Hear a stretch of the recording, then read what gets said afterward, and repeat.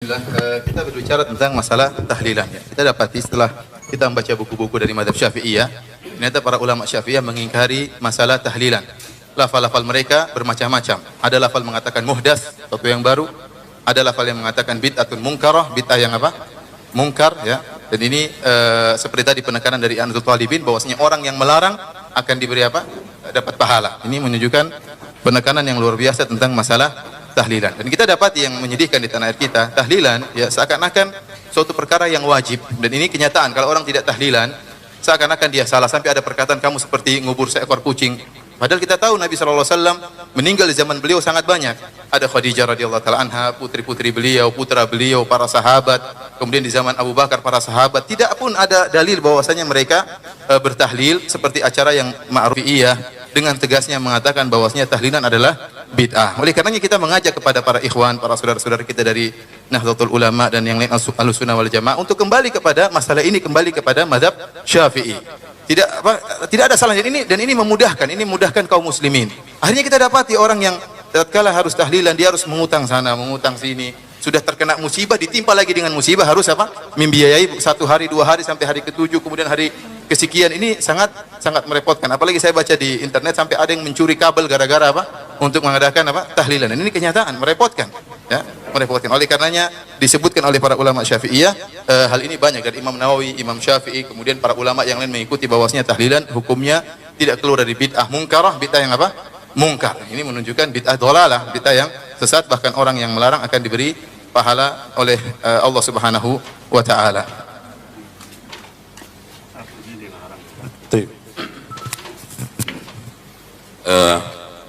Saya kira kalau tahlilan itu gini kan, kalau Ustadz Romli masih ingat di pondok dulu kan pesannya Kiai.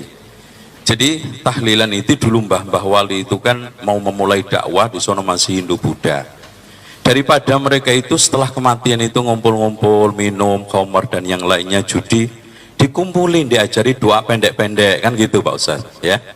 Diajari doa pendek-pendek sampai diantaranya ada di Jawa itu pikir ya kayuku ya kayumu. Ternyata setelah diusut-usut ya hayyuku ya hayyu ya qayyumu. Karena lidahnya orang Jawa itu susah ngomong lafaz Arab, jadi ya kayuku ya kayumu. Gitu.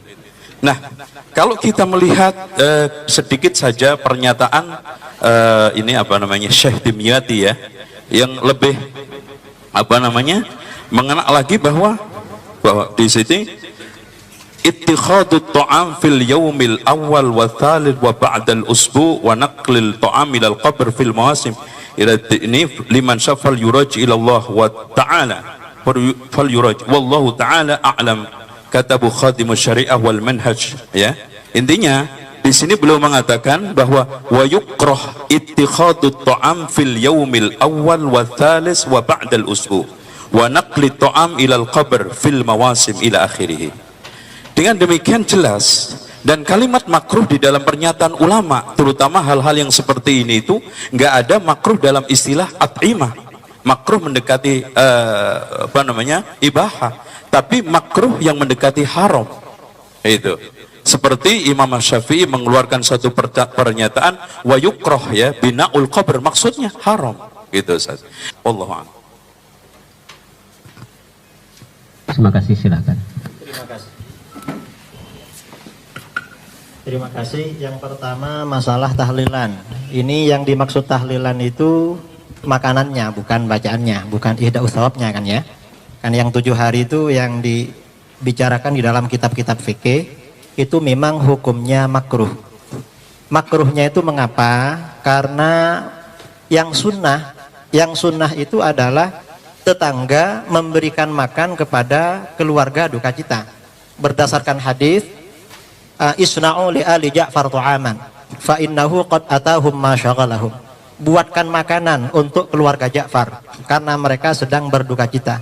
Jadi yang sunnah tetangga memberikan makan untuk keluarga duka cita. Karenanya kalau dibalik keluarga duka cita membuat makan untuk tetangga, maka hukumnya makruh karena mukhalafah li sunnah. Karenanya kata para ulama ini alasannya karena memberatkan.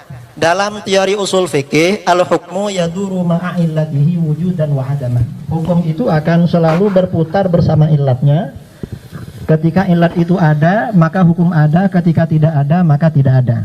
Karenanya kata para ulama, ketika hidangan makanan yang diberikan kepada jamaah itu murni dari keluarga duka cita, maka hukumnya makruh. Tapi kalau makanan itu bukan dari keluarga duka cita, dari tetangga, orang lain, maka tidak makruh. Karena sudah tidak memberatkan. Kaidah usul fikihnya seperti itu. Seperti diterangkan oleh seorang ulama Syafi'iyah, mufti Syafi'iyah dari Irak, Syekh Abdul Karim Al-Mudarris dalam kitabnya Jawahirul Fatawa. Nah, kondisi yang ada di Indonesia ketika ada orang meninggal, yang dikeluarkan itu tidak murni dari keluarga duka cita, tetapi banyak sumbangan dari tetangga. Bahkan dulu saya ketika teman-teman saudara Mundo kalau tidak punya beras mau dikirimkan, biasanya pinjam kepada orang yang keluarganya meninggal. Karena oleh orang diantari beras banyak sekali sampai berkuintal-kintal itu. Bahkan ketika kakak saya meninggal kintalan. Ini mungkin tidak tahu ini apa yang Ustadz Zainal tidak tahu masalah ini. Jadi makruh ketika itu memang murni dari keluarga duka cita. Kalau dari luar maka tidak makruh.